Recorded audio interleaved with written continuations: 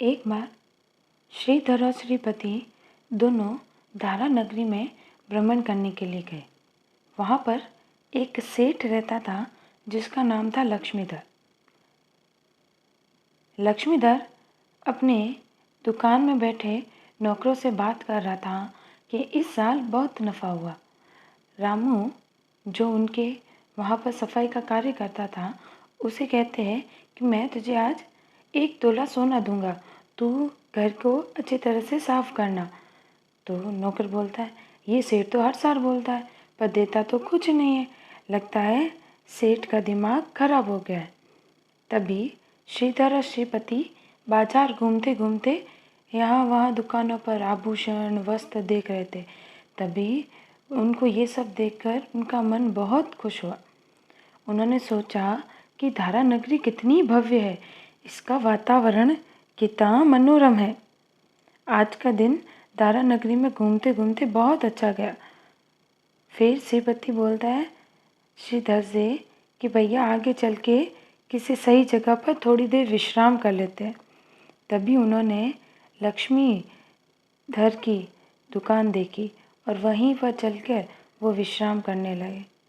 तभी सेठ जी ने उनसे पूछा, हे विप्र, तुम कौन हो? तो उन्होंने बोला कि हम दोनों श्रीधर और श्रीपति है। तब सेठ जी ने उनसे पूछा कि आप कहाँ से आए हो, आपके यहाँ पर आने का क्या कारण है? तब श्रीधर ने बोला, हे राजन, हम तो धारा नगरी घूमने के लिए आए पर अब थक गए हैं, इसलिए कुछ समय यहाँ विश्राम के लिए रुके। तो सेठ जी ने जैसे ही उनके नाम सुने तो उन्होंने सोचा कि श्रीधर और श्रीपति की चर्चा पूरे विश्व में विख्यात है। तभी उन्होंने बोला कि आइए आइए, यहाँ बैठिए और आज तो आपको यहीं पर रहना पड़ेगा, आज आपको हमारे घर चल के भोजन करना पड़ेगा। तभी श्रीधर श्रीपति ने कहा नहीं नहीं, हम तो यहाँ से चले जाएंगे। तभी लक्ष्मीधर सेठ ने उनसे पूछा आपने क्या क्या शिक्षा अर्जित की है?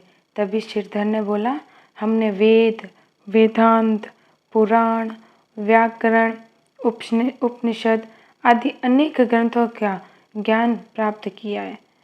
तब पुनः सेठ जी ने बोला अब तो आपको हमारे घर पधारना ही होगा।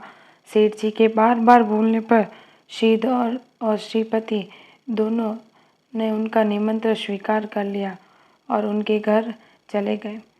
सेठ जी ने उनके घर लेके जाके उनकी बहुत आवभगत की और वे खाना खाकर श्रीधर और श्रीपति अपने घर के लिए प्रस्थान करने लगे। तभी राजा ने सेठ ने सोचा कि अब बहुत देर हो गई है, अब मैं एक बार दुकान जाके आ जाता हूँ। जैसे ही दुकान सेठ पहुँचा उन्होंने देखा कि दुकान में तो आग लग गई है।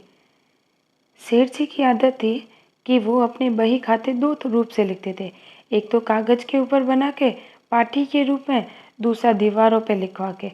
पर आग लगने से पाठी वोटी और दीवारें दोनों ही नष्ट हो चुके थे। राजा के सारे बही खाते जल चुके थे। अब उनके पास कोई हिसाब किताब बचा नहीं था। अब जो सेठ था वो बहुत दुखी हो गया। पर उसी समय श्रीधर और श्रीपति घूमते घूमते उनकी दुकान की तरफ आए और उन्होंने देखा कि सेठ बहुत परेशान बैठा था। तब उन्होंने पूछा हुआ क्या? तो सेठ जी ने पूरी बात बताई। तभी श्रीधर और श्रीपति ने बोला बस इतनी सी बात, हमने जब आपकी दुकान पर बैठे थे तब हमने पूरी दीवारों को एक बार देख लिया था और हमने एक बार देखते ही हमने बही खातों को अपने दिमाग में समा लिया था। चलिए आप मुझे यहाँ पोटी ला के दीजिए, हम आपको फटाफट से सारे बही खातों के हिसाब लिख के देते हैं। अब श्रीधर और श्रीपति दोनों हिसाब लिखते स्टार्ट कर दिया। लिख रहे थे जगदीश जी के इतने रुपए, संपत जी के इतने रुपए, हर व्यक्ति के हिसाब बिल्कुल सही सही लिख रहे थे। ये सेठ जी देख के बहुत ज़्यादा खुश हो गए। उन्होंने कहा इतने विद्वान लोग, इतने विद्वान बच्चे, इनको तो हमारे जैन धर्म के अंदर ही होना चाहिए। तब उनके मन में आया कि हम इनको वर्धमान सूरी के पास लेके जाते हैं और यदि ये हमारे जैन धर्म के अंदर आए तो ये हमारे जैन शासन की बहुत प्रभावना करेंगे। ये देखते हैं अगले एपिसोड में। जय जिनेंद्र।